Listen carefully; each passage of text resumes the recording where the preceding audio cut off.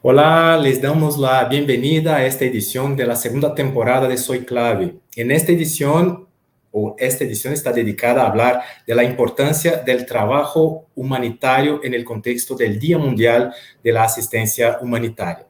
Con las crecientes crisis alrededor del mundo, los trabajadores y las trabajadoras humanitarias sobre los territorios son fundamentales. Son normalmente las primeras personas en llegar durante una crisis para entregar asistencia de emergencia y salvar vidas. En ese contexto de crisis en nuestra región, en Haití, por ejemplo, hasta el día de hoy, se confirma lamentablemente la muerte de más de 2.000 personas, más de 12.000 heridas y cientos más siguen desaparecidas tras el terremoto de magnitud 7.2 al sur del país. En las Naciones Unidas y en ONU-CID estamos profundamente conmovidos por la situación de las numerosas víctimas y familias afectadas por el terremoto. En nombre de ONU-CID me gustaría expresar nuestras más profundas condolencias y nuestra inquebrantable solidaridad con el pueblo haitiano, su gobierno y las y los trabajadores humanitarios que están en el país en este dramático momento. En el Día Mundial de la Asistencia Humanitaria rendimos tributo también a las trabajadoras y los trabajadores humanitarios que han sido asesinados o resultaron heridos en desempeño de su labor y honramos a todas las personas y los profesionales de la salud que continúan, a pesar de las dificultades, prestando asistencia y protección a millones de personas en contextos humanitarios.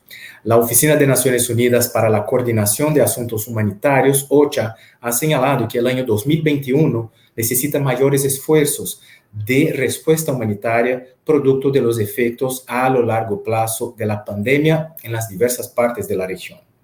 Los efectos generalizados de las economías deprimidas darán lugar a nuevas migraciones, inseguridad alimentaria y preocupaciones en materia de salud y protección, en medio de una gran vulnerabilidad a los desastres naturales, redes de seguridad pública sometidas a presión y posibles tensiones sociopolíticas.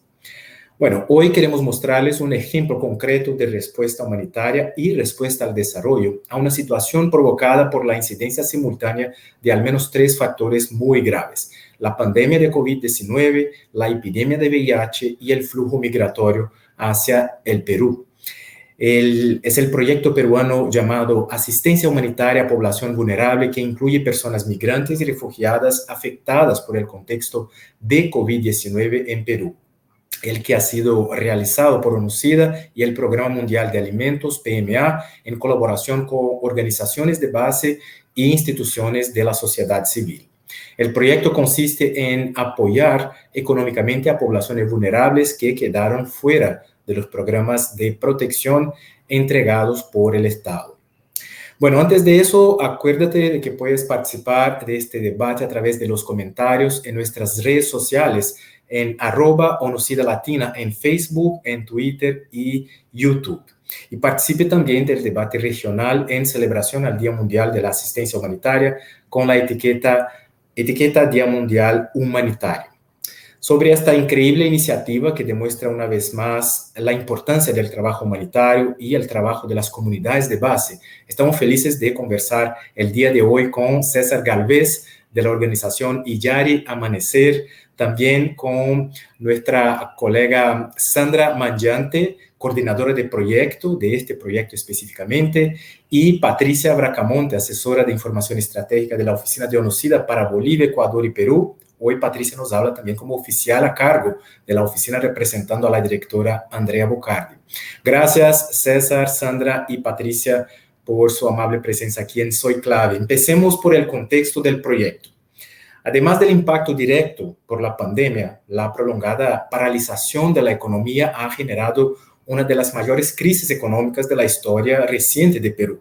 Hacia fines de abril de 2020, una encuesta de Ipsos a nivel nacional evidenciaba que el 42% de la población había quedado sin trabajo y no percibía ingresos económicos a causa de la cuarentena.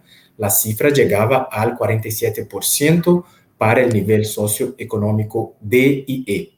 El gobierno diseñó diversas medidas para mitigar el impacto económico y social de las normas sanitarias, incluida la entrega de dinero a través de los llamados bonos para las poblaciones en mayor situación de vulnerabilidad.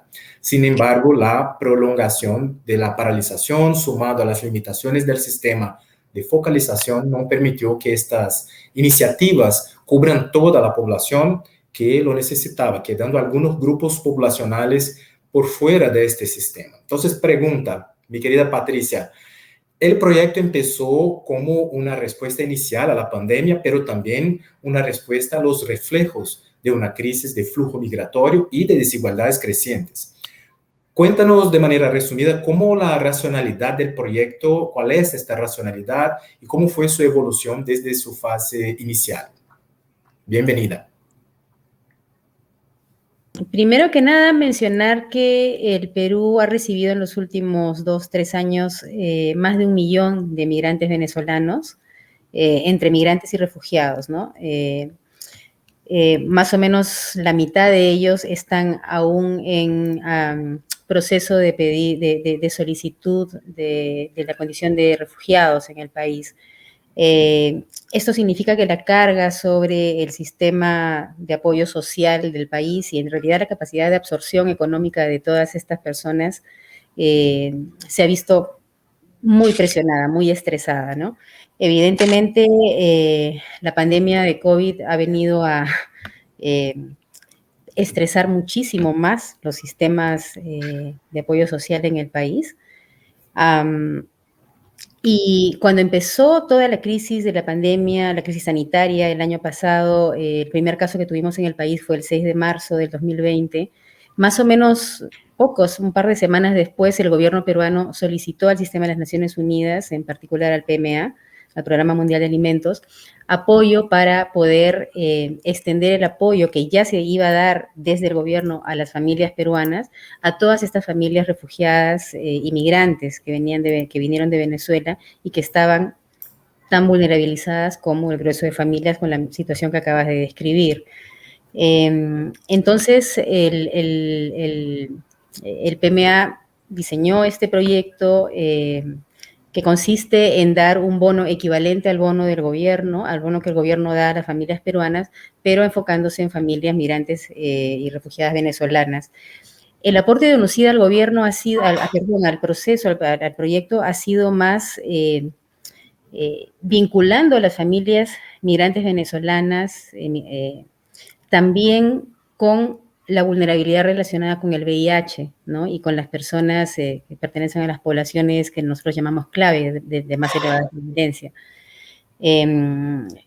La mistura de estas variables, de estas condiciones de vulnerabilidad, ¿no? Configuran familias que en realidad migrantes, refugiadas y también peruanas que no podían acceder por diversas razones a este programa, a esta ayuda social del gobierno durante la extensa cuarentena que tuvimos, ¿no? En suma, un poco eso es lo que contextúa el proyecto, ¿no? Y luego hemos tenido 3 fases, estamos iniciando la tercera fase, pero el proyecto con UNOCIDA, como parte de este gran proyecto del Programa Mundial de Alimentos, empezó apoyando a 200 familias, luego en la segunda fase se extendió el apoyo a 600 familias, que llegamos a 630 y tantas, y ahora la tercera fase está apuntando a apoyar a 1.900 familias más, ¿no? Como digo, entre migrantes y refugiadas venezolanas, pero también peruanas afectadas por el VIH y de las poblaciones de mayor prevalencia. Y el bono equivalente al bono ofrecido por el gobierno es de alrededor de $100, más o menos, ¿correcto? No, es un poquito más, porque en realidad está dividido en 2 partes. Estaba dividido en 2 partes en la fase 1 y 2 del programa, ¿sí? Era 760 soles, 380, en 2 partes de 380 cada una. Ahora en la tercera fase el bono ha variado un poco, se ha adaptado el monto del bono a la dimensión de la familia, ¿no? Cuando son familias unipersonales o familias muy pequeñas o cuando son familias con muchos miembros, tiene diferente monto el bono ahora. Y esto se evalúa en la fase de elegibilidad, ¿no? Perfecto, Patricia, gracias. Volvemos pronto con más preguntas. Quisiera escuchar de Sandra un poco sobre la perspectiva de las comunidades, ¿no? De las poblaciones clave, principalmente como trabajadores sexuales, población LGBTI y tantas otras poblaciones clave que se vieron vulnerables en este momento también de pandemia y de muchas crisis que se cruzaron y que estuvieron ahí beneficiadas de alguna manera con el proyecto. ¿Qué impacto ha tenido la pandemia de COVID-19 sobre estas poblaciones, Sandra? Bienvenida. Gracias, Daniel, por la pregunta. Muchas gracias por la invitación y también saludos a toda la audiencia. Sí, como tú bien mencionas, este impacto en las poblaciones, especialmente las poblaciones clave, las personas que viven con VIH, las personas afectadas por TB y bueno, las personas en general que viven en una situación de alta vulnerabilidad por motivos socioeconómicos, ha sido muy, muy fuerte, ¿no? Definitivamente muchas familias se quedaron sin empleo, familias enteras, ¿no? Por decirlo así, no solamente el titular, una de las personas, sino en realidad muchos de los integrantes de la familia se quedaron sin empleo y justamente este problema se acentúa más en las poblaciones clave porque definitivamente hay otras vulnerabilidades asociadas a ello y justamente por ejemplo, las trabajadoras sexuales tenían un trabajo formal, sin embargo, en el momento de la cuarentena, pues tuvieron que perderlo todo, ¿no? Tuvieron que perderlo todo, tuvieron que aplicar diversas estrategias para poder tener un ingreso. Muchas de ellas tuvieron que salir a las calles a trabajar con un comercio informal, como ambulantes, como le llamamos aquí en Perú, y de verdad la situación fue muy crítica, muy, muy crítica, ¿no? Como te decía, a la pobreza, a la parte económica se suman las otras vulnerabilidades, ¿no? Muchas de las chicas trans, por ejemplo, la población trans fue afectada no solamente porque perdieron un trabajo, porque tal vez también son discriminadas, definitivamente también aumentó la violencia, aumentó la criminalidad, entonces también fueron afectadas a robos incluso de sus propios recursos, lo poco que tenían, entonces yo creo que en sí la población sí se vio muy afectada y no, como ya lo han mencionado también Patricia, eh, no están visibilizadas aún por el gobierno, por los sistemas de protección, por los programas sociales también, ¿no? Definitivamente también por un tema, como mencionaba, hay un antes de la pandemia y un después, en el cual antes tenían un trabajo formal y en el momento de la pandemia pues fueron totalmente excluidas, ¿no? Ya el gobierno no las visibilizaba, pues tenían también ya no pertenecían, digamos, a un sistema de focalización de hogares, ¿no? Es un sistema que focaliza y que identifica a las poblaciones más pobres, más vulnerables.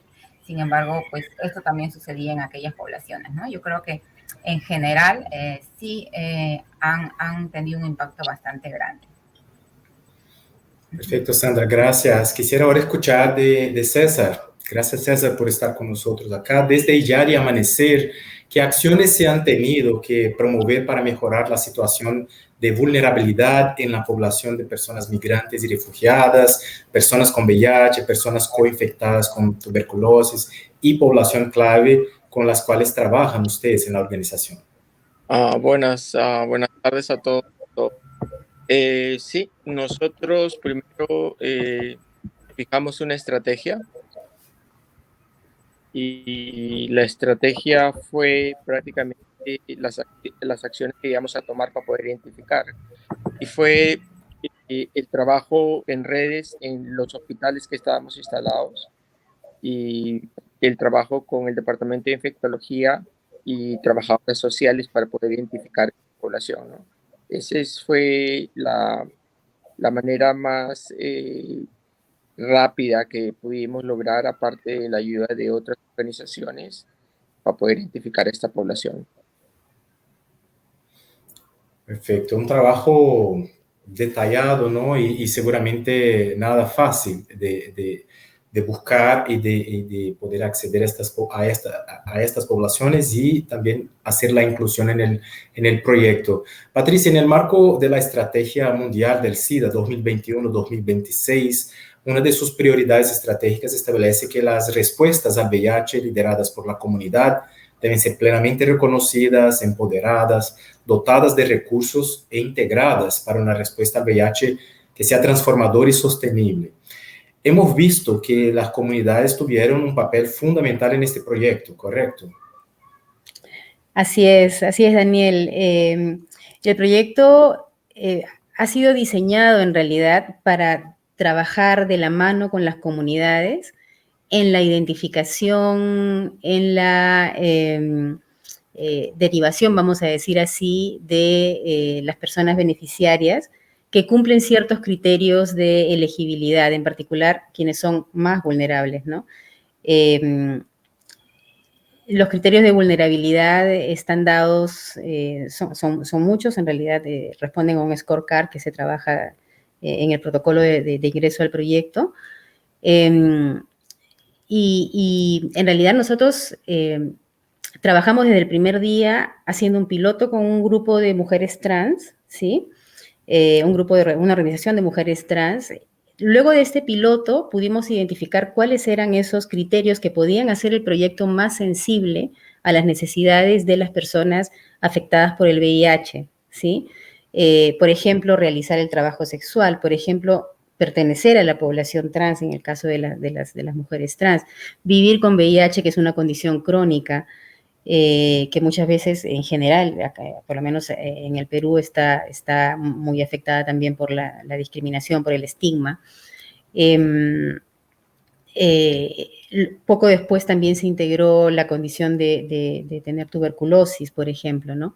Entonces, ya desde el momento del piloto, el trabajo con la comunidad hizo la diferencia, pienso yo, en hacer este proyecto sensible a estas necesidades.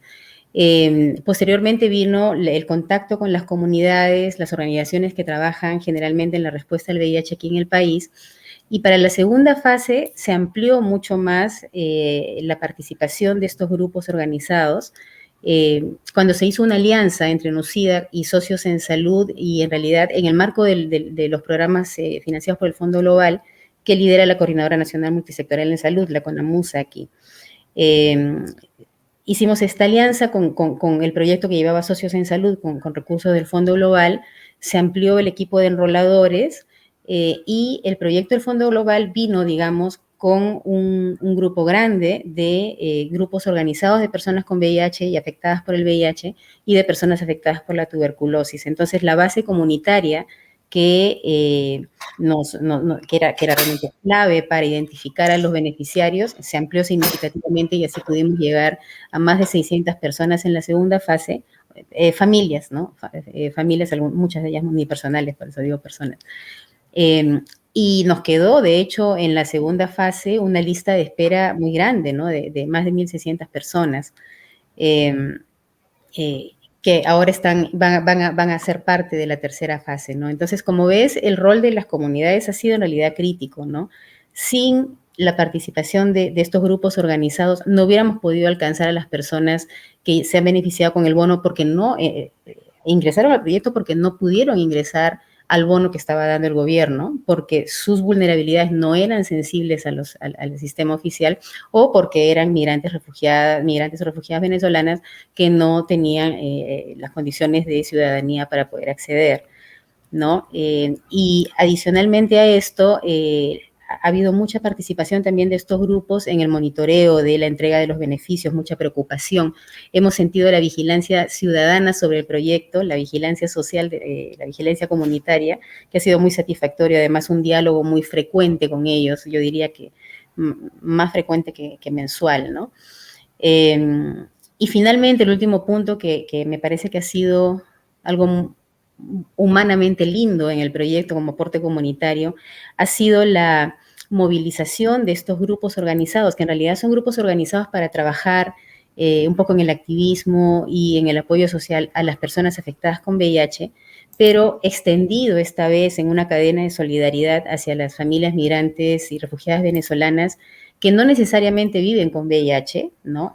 Pueden estar afectadas con algún miembro de la familia, pueden ser, tener miembros de la familia que son parte de las poblaciones clave, o pueden simplemente ser familias en situación de extrema vulnerabilidad, migrantes y refugiadas venezolanas, que han sido contactadas por los grupos comunitarios que trabajan en TBI y en VIH y derivadas al proyecto de esta manera, ¿no? Al punto que encontramos, como te digo, más de 1.600 personas en esta situación que ahora en la fase 3 van a ingresar al proyecto. O sea, hay demanda y también una demanda muy fuerte de la sociedad civil y de las comunidades en la región es de que haya inversión para que este trabajo de monitoreo, de implementación también se realice y se pase. Entonces, es muy interesante que este proyecto pueda reunir eh, este aprendizaje, las lecciones que por supuesto van a ser muy importantes y llegar obviamente a las personas que más necesitan, las más vulnerables. Para que las personas que nos acompañan puedan entender el proyecto y sus procedimientos un poco más de lo que ya hemos compartido acá, hablemos un poco de los principales pasos, ¿no? Para que todo proceso se dé, de los procedimientos. Entonces, primeramente, hay un enlace con la población objetivo a través de las organizaciones de base comunitaria, como nos ha explicado Patricia y los colegas también. Presentación del proyecto y solicitud de información vía WhatsApp, por ejemplo, especialmente en tiempos de pandemia, contacto con potencial beneficiario y entrevista telefónica. Después sigue una evaluación utilizando lo que Patricia mencionó como scorecard, que es la verificación en bases oficiales para determinar criterios de inclusión para que la persona o el hogar puedan recibir la transferencia. Después, el envío de información para cobro de la primera transferencia o para información de no inclusión de la persona en el proyecto. Seguimiento y verificación de datos de contacto para siguiente entrega. Luego, envío de información para cobro de la segunda transferencia. Y finalmente, encuesta de satisfacción sobre uso del bono. O sea, todo un proceso pensado paso a paso con procedimientos para que todos los puntos estén cubiertos en este proceso. Sandra, desde de la perspectiva de las comunidades y del trabajo que hacen, porque también fueron ellas las primeras a responder a la pandemia, a sus impactos, el proyecto de bonos contribuyó a mejorar la situación de vulnerabilidad en estas comunidades. Ya se puede tener una idea de este impacto real. Sí, Daniel, de todas maneras, sí hubo un impacto. Definitivamente la situación económica muy difícil se vive en las poblaciones. Fueron atendidas, digamos que en un bono que se entregó en dos partes, como mencionaba Patricia. La primera transferencia de 380 soles, que es un aproximado nada más de $100, y después de 15 días otra transferencia de $100. Entonces, en total el proyecto más o menos entregó $200 a estas familias u hogares, ¿no? Muchos de ellos unipersonales, en el caso de poblaciones clave, en su mayoría hogares unipersonales. Y definitivamente hemos recibido muchos mensajes de gratitud, muchísimos, ¿no? Dentro de ellos teníamos mensajes en los cuales nos decían, obviamente el programa, el proyecto tiene el objetivo de llegar a cubrir necesidades básicas como son las alimentarias. Sin embargo, también apoyó en otros aspectos, por ejemplo, para poder tener un tratamiento adecuado.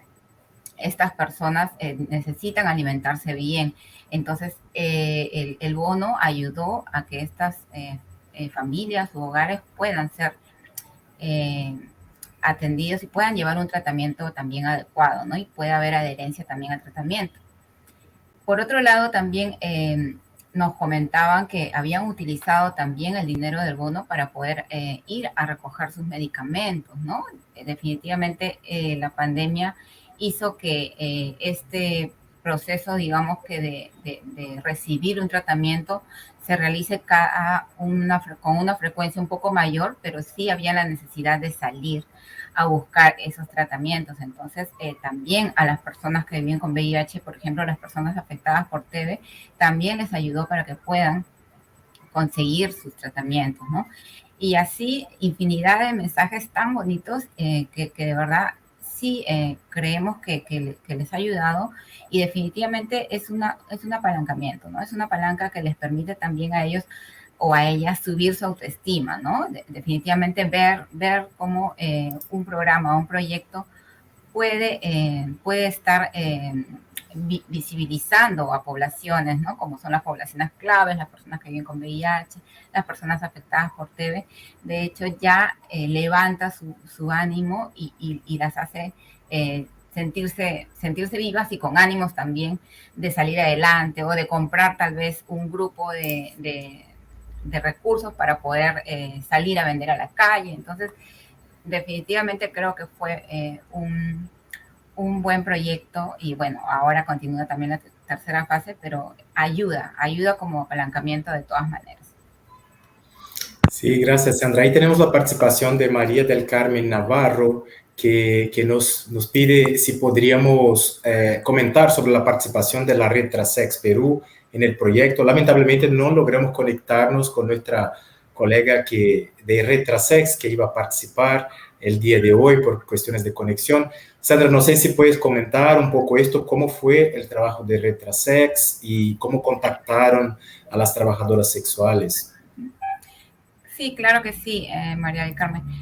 Nosotros contactamos con Red Trasex justo porque consideramos que es una población vulnerable, y estuvo también en el grupo, digamos, en la proporción de población peruana también. Entonces hubo población peruana, mujeres trabajadoras sexuales, y también hubo población migrante trabajadoras sexuales. Entonces, la conexión con Red Trasex nos ayudó muchísimo para llegar a esta población que nosotros desde una oficina, desde un escritorio, no podemos llegar. Entonces, la conexión con Azucena nos ayudó muchísimo para poder conocer la realidad finalmente, ¿no? Conocer la realidad de las personas. Como les decía, en el inicio muchas de las trabajadoras sexuales perdieron sus trabajos e incluso, perdón, por la seguridad de ellas mismas, ¿no? No podían salir por los cuidados que debían de tener, ¿no? Entonces, familias o mujeres trabajadoras sexuales con hijos, hijas pequeñas, y no podían salir a trabajar. Entonces, para nosotros fue una buena práctica poder acercarnos a comunidades aliadas como fue Red Trasex. Y aprovecho para dejar entonces un abrazo a nuestra colega Azucena de Red Trasex, que espero que nos acompañe ahí por las redes sociales. Quisiera escuchar de César. César, ¿cuáles fueron los principales desafíos en el desarrollo del proceso de identificación de las personas más vulnerables con las cuales trabajan ustedes en Amanecer, considerando estos criterios de elegibilidad y también las necesidades que son casi infinitas, ¿no? Bueno, los desafíos, primero el desafío más grande ha sido la xenofobia en los hospitales, ¿no? Y eso nos llevó a la conclusión de que teníamos que trabajar con ellos y armar una red con trabajadoras sociales y el departamento de infectología. El otro desafío que nos encontramos fue la documentación de esta gente, ¿no? Que prácticamente para poder identificarlos era más difícil porque muchos de ellos están sin documentación, y sin documentación no pueden entrar al sistema de salud, ¿no? Que es el SIS, el Sistema Integral de Salud. Entonces, el segundo desafío indiscutiblemente que viene a ser la parte migratoria en que se encuentran ¿no?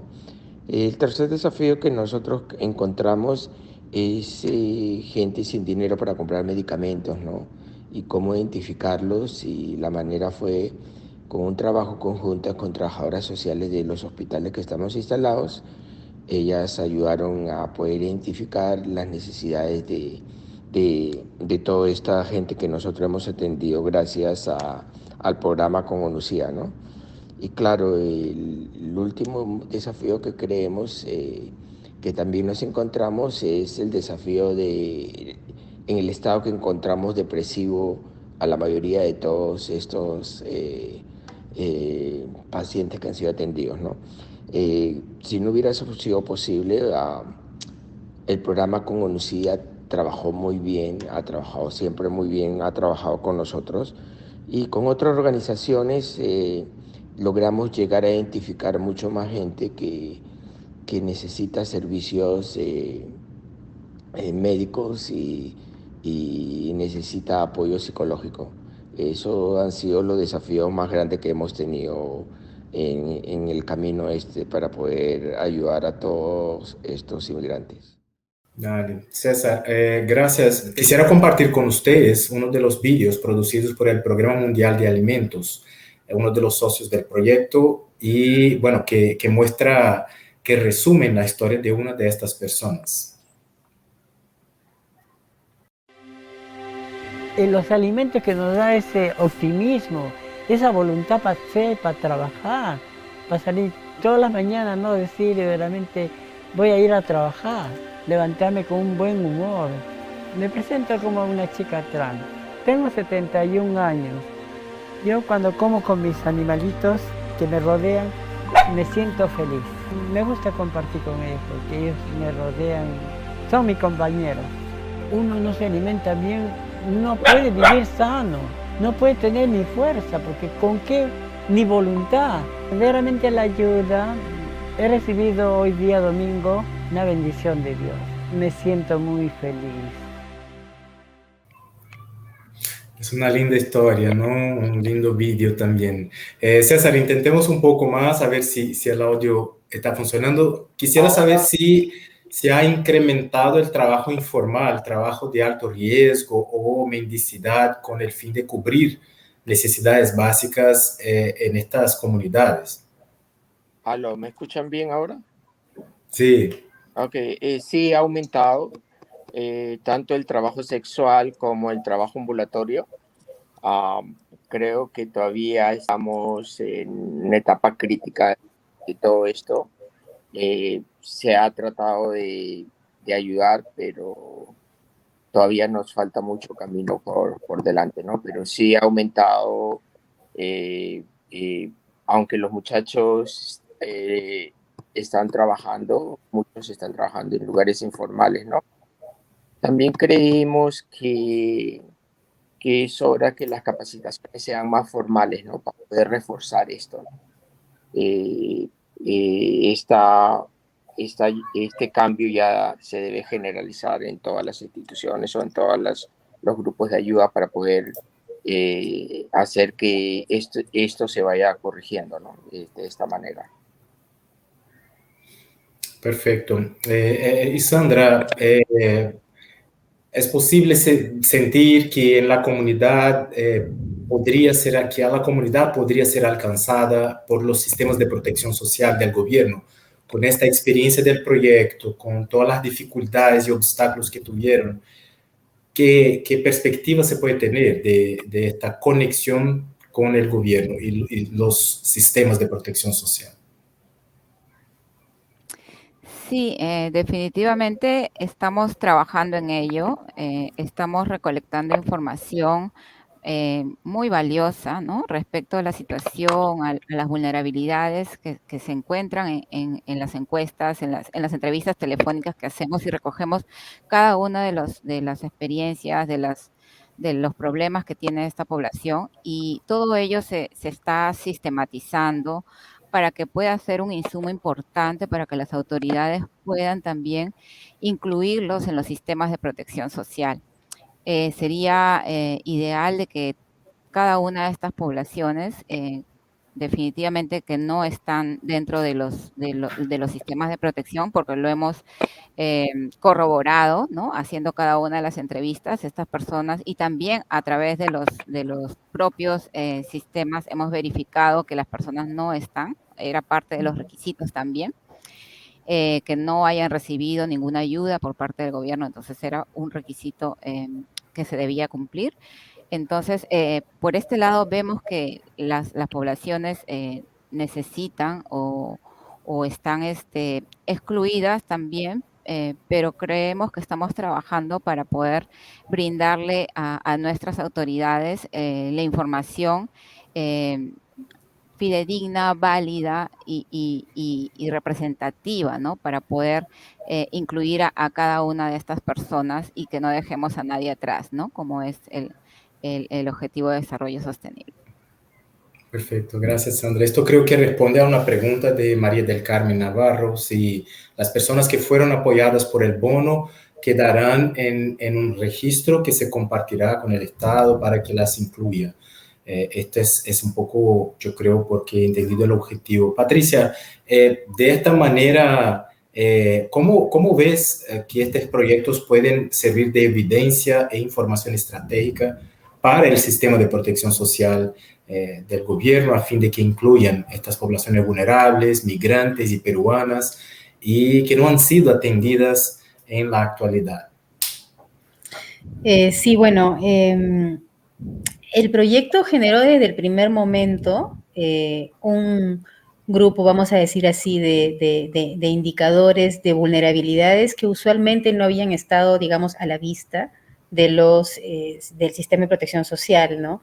Y prueba de ello es que las personas que recibieron el bono por este proyecto, inclusive siendo peruanas, no habían recibido el bono del gobierno, ¿no? Entonces, el primer elemento de, digamos, de aporte, ¿no? Es poner en manos de las autoridades este grupo de criterios que pueden hacer más sensibles los proyectos, los programas de protección social del país, más sensibles a las necesidades de poblaciones que quedan muy atrás, ¿sí? De las ayudas que se pueden estar dando. Y esto es evidentemente una tarea pendiente, una tarea que se va a asumir desde el proyecto, desde las autoridades, de los representantes del sistema de las Naciones Unidas y muy probablemente de las organizaciones que están siendo socias en la implementación, ¿no? Está pendiente un diálogo con el gobierno en ese sentido, ¿no? Para poder incorporar estos criterios. Asimismo, estos criterios incluyen la incorporación, por ejemplo, de la sensibilidad en el uso de la información respecto del nombre social de las personas trans, por ejemplo, respecto de la protección de datos que se debe a la condición que pueden tener las personas, como por ejemplo cuando viven con VIH, esta condición está sujeta a estricta confidencialidad. Entonces, las bases de datos del Ministerio de Salud maneja muy bien esta parte, pero no necesariamente esto ha sido trasladado al manejo a la gestión de la información en los sistemas sociales, ¿no? Y esto es otro aporte que el proyecto tiene ya planteado hacer. Y finalmente, de repente, más en el terreno de los procedimientos, pero también en el terreno de la información estratégica, está el modelo de trabajo que se ha generado desde el Grupo Técnico de Refugiados e Inmigrantes, que está integrado por más de 80 organizaciones gubernamentales, de la cooperación, de la sociedad civil, pero en el marco del cual se coloca este proyecto, ¿no? En un subgrupo que se llama Subgrupo de Transferencias Monetarias. En este subgrupo se maneja una base de datos, ¿sí? Una plataforma común donde los implementadores de este proyecto ingresan los beneficiarios, cruzan la información para asegurar que estos beneficiarios no están recibiendo 2, 3, 4 veces el mismo beneficio. Y aparte de eso, hay un segundo nivel de control en que el mismo Programa Mundial de Alimentos hace el cruce con la base de datos nacional, ¿no? Este tipo de procedimiento de manejo de la información es de alguna manera es innovador, ¿sí? En el país. Y creo yo que vendría a resolver un tema de muy larga data, que es la duplicidad de beneficios y las dificultades de focalización en la población beneficiaria de los programas sociales en el país. Esto evidentemente todavía está en proceso, todavía está en consolidación, ¿no? Pero el sistema viene funcionando muy bien, somos varias organizaciones que interactuamos en la parte de información y yo creo que eso se puede trasladar al gobierno para beneficio de las personas que necesitan el apoyo de los sistemas de protección social. Buenísimo, gracias Patricia. Bueno, quisiera agradecer a las personas que nos acompañan y participan por comentarios acá en redes sociales. José Gregorio Castellanos Rosales, María del Carmen Navarro, también tuvimos Fabiola Bernardo Manrique y tantas otras personas que nos acompañan y que van a seguir esta conversación más adelante también. Agradecer a ustedes, Patricia, Sandra y César, por su tiempo y felicitaciones por el proyecto que seguramente es muy inspirador para muchas otras regiones y otros contextos también. Y bueno, seguimos en contacto, acompañando también esta tercera fase del proyecto. Nosotros acá en ONU-SIDA y todas las personas que participan de Soy Clave acreditan que es posible acabar con el SIDA hasta el 2030 como amenaza a la salud pública. Y creemos que Soy Clave contribuye para esto también con tu participación. Comparta los contenidos de Soy Clave en tus redes sociales, entre tus contactos. Ayúdanos a mejorar este debate alrededor de la respuesta al VIH y a las desigualdades en nuestra región. Nos vemos la próxima semana. Gracias una vez más a mis colegas que aquí estuvieron y cuídense mucho. Gracias. Hasta la próxima. Chao. Gracias.